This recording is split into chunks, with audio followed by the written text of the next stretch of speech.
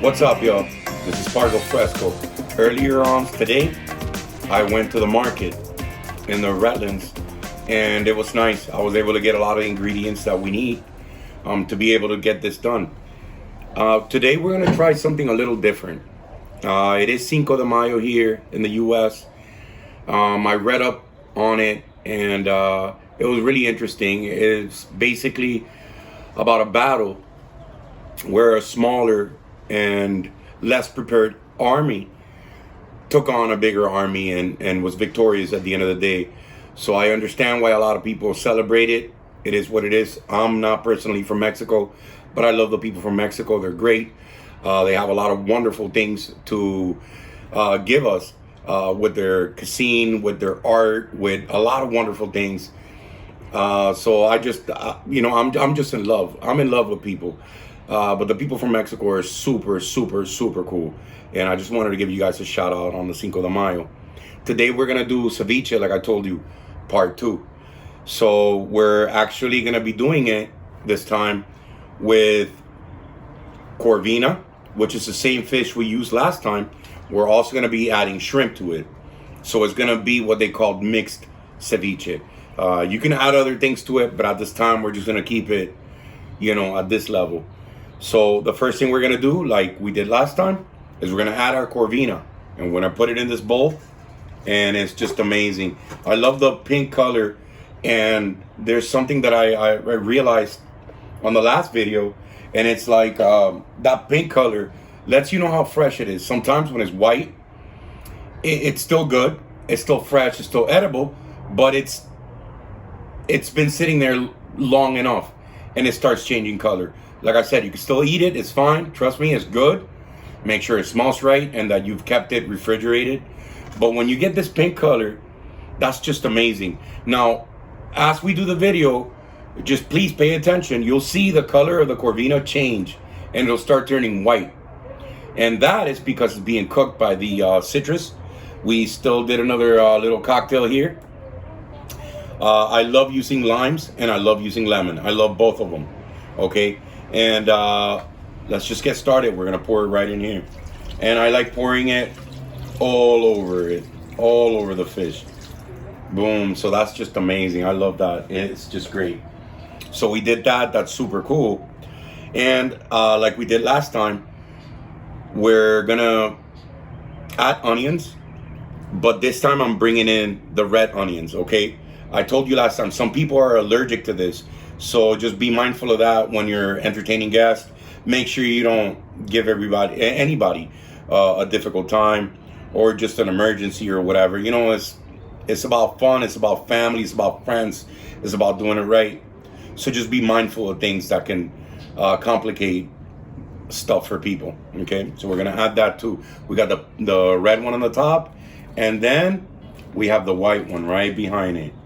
And that's just a lot of fun right there. I love these things. Fun fact, onions used to be a currency sometime in the past. They were so important that people used to use them as actual currency. So it's just awesome for me to just sit here and chop them up and put them in there. It's awesome, okay? So another thing that we're gonna do is we're gonna add our shrimp, okay? This is gray shrimp. We're going to put it in there because it is our ceviche mixto. You see me trying real hard, right? I don't want anything left in here. Everything's going to have to go in there. Okay, I have a couple of new things in here. But, hey, one of the things that I'm going to do is, like I told you guys, is cilantro. I love it. It's just amazing. I love it. I could eat it raw. I use it for chimichurri. I use it for a lot of different things. And it's just amazing. It has a nice little spice to it. A little kick to it. It's not hot, but it does give it a little kick. It'll make you open your eyes. And I just love it, and I'm just grateful for this herb. So we're gonna put it in there too. You get it in there. Boom, we got a lot of it. All right, we're done with that. So the next thing that I'm gonna put in there, guys, it is Cinco de Mayo, so we're trying a couple of different things. And I have a little surprise. I have a little surprise for you guys, right? So Here in this cup, I have a mix of green mangoes. That's another one. Some people are allergic to mango. Be mindful of that. Green mangoes. And then I put a little something in there. I mixed it in there, very little. I didn't want to overdo it. It's called nopal. And it's cactus. It's very popular in Mexico. And the reason why I didn't put too much of it is because it is a little bit slimy. So I know that the acid, it's going to tone it down. But I just didn't want things to not work out. So, hey, I took it easy. The same thing with salt. I told you last time. Hey, don't overdo it, all right? Little by little, and then you could adjust. If you go over, then you're going to have to find yourself repairing stuff, and it's just not a fun experience. But I do have the green mangoes in here. I have the nopal. So guess what, guys? Pargo Fresco. We're going to put it in there, all right? Awesome. Okay, so we did that. Now, I'm going to stir it up a little bit because I do have the fish and I do have the shrimp and I want all that stuff to start cooking. So I am going to mix it as I go along. I'm not going to waste time, wait till the end to get it done. No, we're going to do it now.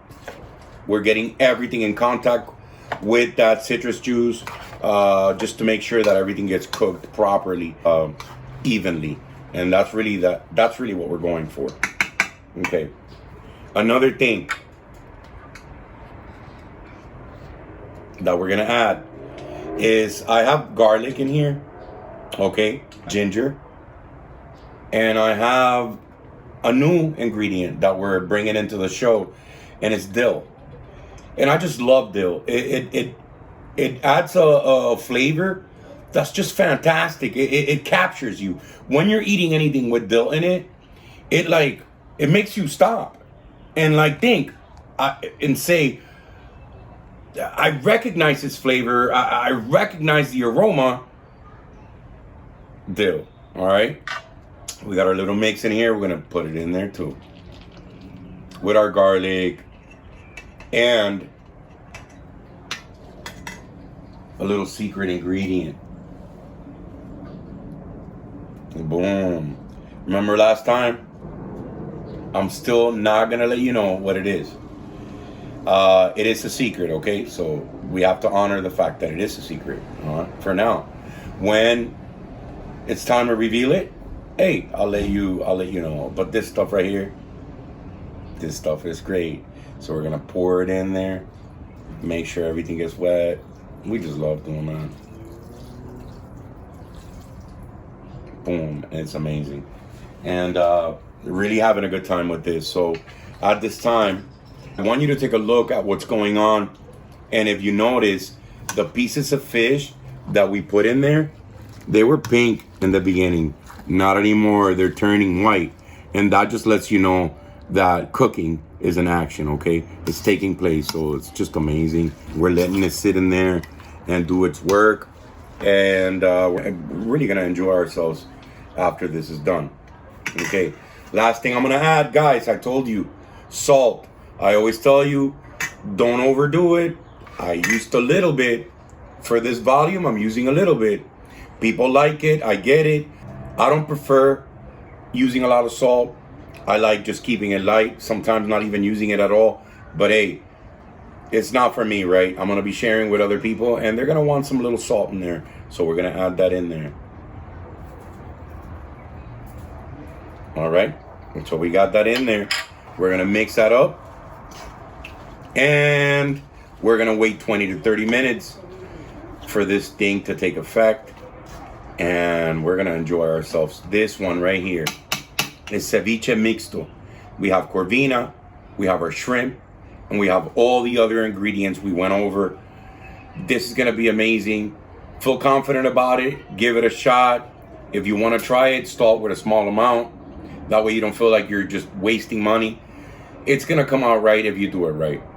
Thank you guys again for watching. This is Pargo Fresco, Ceviche Part 2, Miami, Florida. See you next time.